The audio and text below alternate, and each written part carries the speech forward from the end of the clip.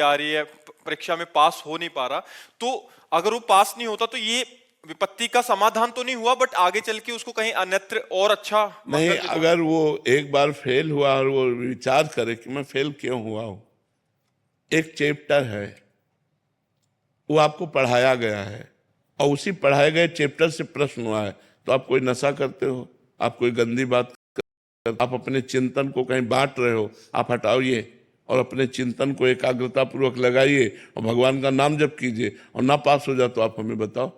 भाई, अगर पढ़ाई में हम फेल होते हैं तो हमको ये समझना है कि 10 क्लास में अगर हम पढ़ रहे हैं तो 11वें क्लास का प्रश्न नहीं आएगा, 10वीं क्लास का प्रश्न आएगा, और टीचर उस विषय को हमको पढ़ाते हैं, तो उस समय हमारा दिमाग कहाँ गया, उस चैप्टर को हमने क्यों तैयार नहीं किया। इसका मतलब हमारा दिमाग बटा हुआ है मनोरंजन में, कहीं गर्लफ्रेंड बॉयफ्रेंड, कहीं व्यसन, कहीं ऐसी जगह बटा हुआ है जो हम अपने विषय से दूर होते चले जा रहे हैं पढ़ाई से। तो हमें चाहिए, इसीलिए हम कहते हैं कि ये बड़ी तपस्या का समय होता है।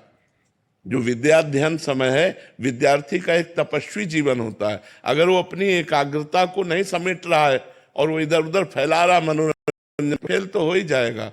और भगवान का नाम जप करें और संयम से अपने चित्त को अपने पढ़ाई में लगावें तो निश्चित पास हो जाएंगे। क्योंकि चैप्टर एक सीमित है, क्लास का चैप्टर एक सीमित है, असीम नहीं है कि भाई कहीं से भी प्रश्न हो जाएगा। एक ग्रंथ है, उसमें कहीं से हो सकता है, और वो आपको साल भर समय दिया गया है, आप उसको पढ़िए, तो फेल कैसे हो सकते हैं। अगर एक बार फेल हो गए तो दोबारा हम उसकी चेष्टा करें।